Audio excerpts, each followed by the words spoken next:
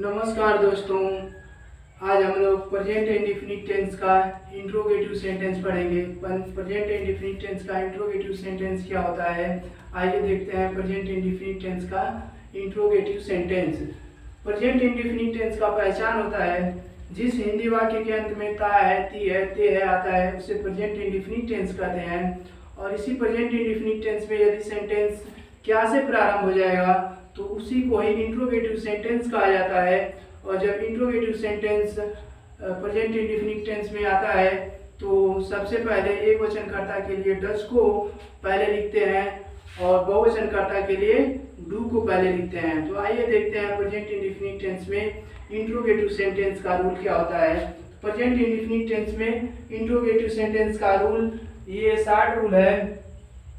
पहले यदि सेंटेंस एक वचन का होगा तो डज को पहले करेंगे, उसके बाद सब्जेक्ट लिखते हैं, फिर वर्ब का फर्स्ट फॉर्म आता है, उसके बाद ऑब्जेक्ट, फिर अदर वर्ड और वाक्य के अंत में प्रश्नवाचक चिन्ह अवश्य लगाते हैं।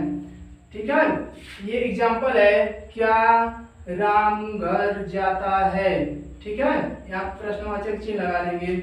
और क्या राम घर जाता है में राम एक वचन का करता है तो इसके लिए डज का प्रयोग हुआ है। Does Ram go to home, क्या राम घर जाता है। यहाँ पे सेंटेंस प्रश्नवाचक हो गया है, सेंटेंस क्या से प्रारंभ है इसलिए इसे इंट्रोगेटिव सेंटेंस कहेंगे। और इंट्रोगेटिव सेंटेंस है इसलिए डज का प्रयोग करेंगे। और यही यदि कर्ता बहुवचन का हो जाएगा तो इसके लिए डू को पहले करते हैं, उसके बाद सब्जेक्ट लिखते हैं, फिर वर्ब का फर्स्ट फॉर्म आता है, उसके बाद ऑब्जेक्ट, फिर अदर वर्ड लिखते हैं और वाक्य के अंत में प्रश्नवाचक चिन्ह अवश्य लगाते हैं। ये है प्रश्नवाचक चिन्ह। ठीक है, उसके बाद ये एग्जांपल देखिए। एग्जांपल में क्या वे लोग खाना खाते हैं, तो यहाँ पे वे लोग बहुवचन करता है और जब बहुवचन करता हो जाएगा तो हेल्पिंग वर्ब डू को पहले कर देते हैं और डू को पहले करने के बाद ये दे लिखेंगे। दे माने वे लोग और ईट माने खाते हैं और दी फूड माने भोजन। जब हम लोग सेंटेंस क्या से प्रारंभ रहेगा और कर्ता बहुवचन का रहेगा तो इस डू को पहले करते हैं, फिर उसके बाद ये वे लोगों की मीनिंग दे होता है तो दे को लिखा जाएगा। उसके बाद ये वर्ब है ईट माने खाना और दी फूड यही ऑब्जेक्ट है। ठीक है, ये था इंट्रोगेटिव सेंटेंस दोस्तों। और आइए अब देखते हैं इंट्रोगेटिव नेगेटिव सेंटेंस क्या होता है। प्रेजेंट इंडेफिनिट टेंस में ही यदि सेंटेंस क्या से प्रारंभ होगा और उसमें नहीं भी आया हुआ रहता है तो उसे इंट्रोगेटिव नेगेटिव सेंटेंस कहते हैं। और आइए देखते हैं इंट्रोगेटिव नेगेटिव सेंटेंस का रूल क्या होता है। ये है इंट्रोगेटिव नेगेटिव सेंटेंस। ये है दोस्तों इंट्रोगेटिव नेगेटिव सेंटेंस। और यदि सेंटेंस क्या से प्रारंभ रहेगा और उसमें नहीं भी रहेगा और सब्जेक्ट एक वचन का रहेगा, कर्ता एक वचन का रहेगा तो उसमें डज को पहले कर देते हैं। यही डज है, जब सब्जेक्ट एक वचन का होता है तो सहायक क्रिया डज को पहले कर देते हैं, उसके बाद सब्जेक्ट लिखते हैं, फिर नॉट का प्रयोग करते हैं, उसके बाद वर्ब का फर्स्ट फॉर्म आता है, फिर ऑब्जेक्ट लिखते हैं, उसके बाद अदर वर्ड आता है और वाक्य के अंत में प्रश्नवाचक चिन्ह अवश्य लगाते हैं। आइए एग्जाम्पल में देखते हैं एग्जाम्पल क्या होता है। जब सेंटेंस एक वचन का होगा तो इसका एग्जाम्पल ये है, क्या राम घर नहीं जाता है। तो राम एक वचन का सब्जेक्ट है इसलिए यहाँ पे देखिए डज का प्रयोग हुआ है, उसके बाद सब्जेक्ट लिखे हैं राम, फिर नॉट का प्रयोग हुआ है, उसके बाद वर्ब गो है तो गो को लिखा गया है, फिर ऑब्जेक्ट यहाँ पे होम लिखा गया है।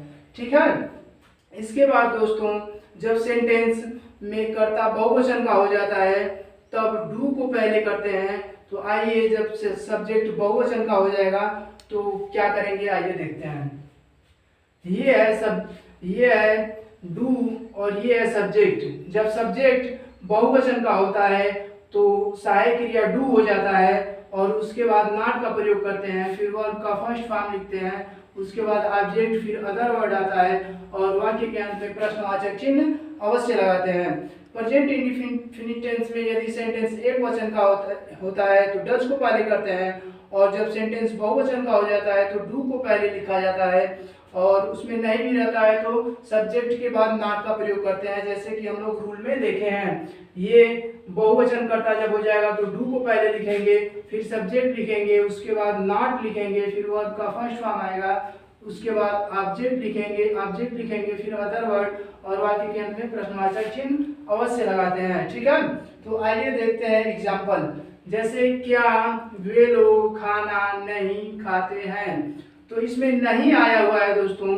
तो जब सेंटेंस क्या से प्रारंभ है और इसमें नहीं भी आया हुआ है और कर्ता बहुवचन का है, तो इसलिए यहाँ पे डू को सबसे पहले लिख देंगे, उसके बाद सब्जेक्ट दे लिखेंगे, फिर नॉट का प्रयोग करेंगे, उसके बाद वर्ब लिखते हैं। ईट माने खाना, यही खाना ही वर्ब है, इसलिए इस वर्ब को लिखा गया है। उसके बाद दी फूड, ये फूड ऑब्जेक्ट है, फूड माने होता है भोजन, और इसको लिखा गया है।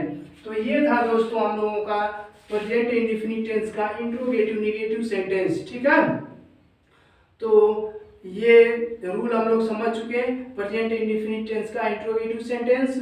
तो यहीं पे हम लोग अब वीडियो को समाप्त करते हैं। यदि वीडियो अच्छा लगे तो शेयर करिए, सब्सक्राइब करिए और लाइक करिए। अब मिलते हैं अगले वीडियो में।